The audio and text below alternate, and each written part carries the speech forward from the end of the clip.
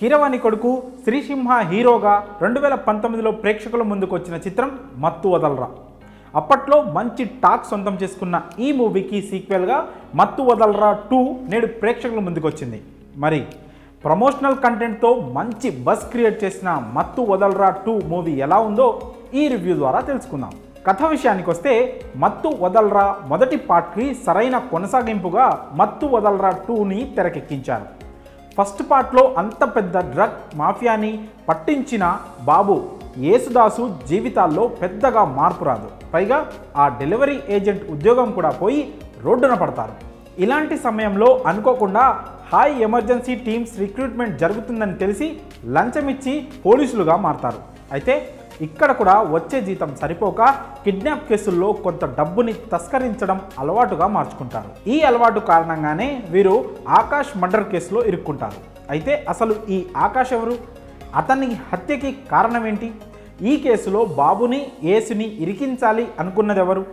ఈ మొత్తం క్రైమ్ నుండి వీరు ఎలా బయటపడ్డారు అన్నదే మత్తు వదలరా 2 కథ. సినిమా ఎలా ఉంది అనే విషయానికి వస్తే ఏ సినిమాకైనా కథ ప్రాణం అంటూ ఉంటారు. అది నిజం కూడా. కానీ ఒక్కోసారి ఆ కథలోని పాత్రలు సినిమాని మరో స్థాయికి తీసుకెళ్ళిపోతుంటాయి. కథనాన్ని దాటి ఆ క్యారెక్టర్స్ షైన్ అవుతుంటాయి.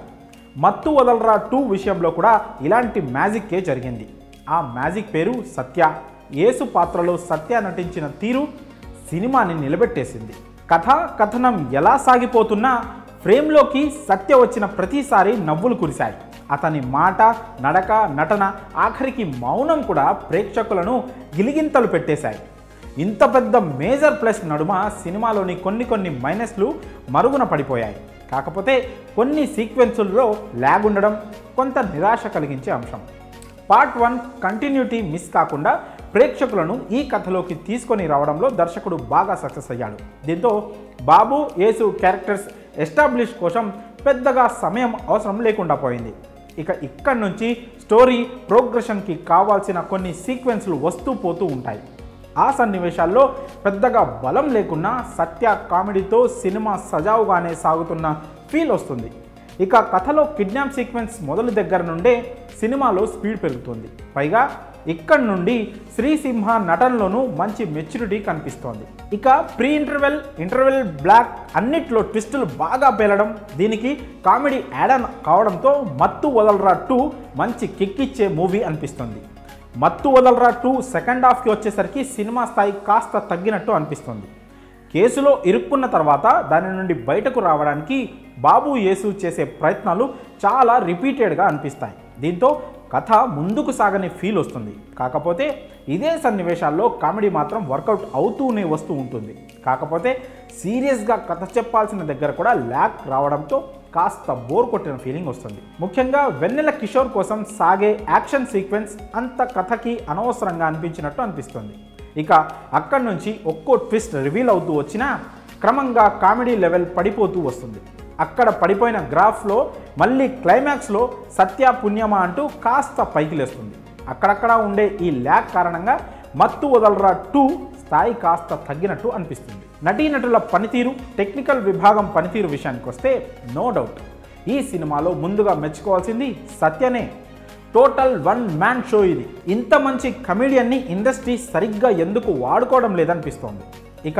నటుడిగా శ్రీసింహ చాలా మెరుగయ్యాడు. చాలా చోట్ల సత్యకి పోటీగా ఎక్స్ప్రెషన్స్ పలికించాడు. దీంతో వీరిద్దరి మధ్య కెమిస్ట్రీ బాగా వర్కౌట్ అయింది. ఇదే సినిమాకి బలమైంది. హీరోయిన్ ఫరియా అబ్దుల్లాకి ఫుల్ మార్క్స్ పడతాయి. సాలిడ్ రోల్లో అంతే స్ట్రాంగ్గా నటించింది. వెన్నెల కిషోర్, అజయ్, రోహిణి, సునీల్ అందరూ మెప్పించారు. టెక్నికల్గా కూడా టీంకి మంచి మార్క్స్ పడతాయి. కాలభైరవ బ్యాక్గ్రౌండ్ స్కోర్ అద్దిరిపోయింది. రైటింగ్ పరంగా మంచి డైలాగ్స్ పడ్డా స్క్రీన్ ప్లే విషయంలో ఇంకాస్త శ్రద్ధ వహించి ఉంటే బాగుండేది. నిర్మాణ వినువలు కూడా బాగున్నాయి. డైరెక్టర్గా మాత్రం రితీష్ రాణా మరోసారి మంచి మార్కులు దక్కించుకున్నాడు. సినిమా బలాలు బలహీనతల విషయానికి వస్తే సత్య comedy, Srisimha, Kalabhairava BGM, dialogues సినిమాకి ప్లస్లని చెప్పుకోవచ్చు. కొన్ని సీక్వెన్సుల్లో ల్యాగ్, మామూలు క్లైమాక్స్, కొన్ని లాజిక్స్ మిస్ అవ్వడం మైనస్లని చెప్పవచ్చు. ఈ సినిమాకి మేమిచ్చే రేటింగ్ 2.75 అవుట్ ఆఫ్ 5. ఫైనల్గా కామెడీ ఇష్టపడేవారు మత్తు వదలరా 2 సినిమాని ప్రశాంతంగా చూడవచ్చు.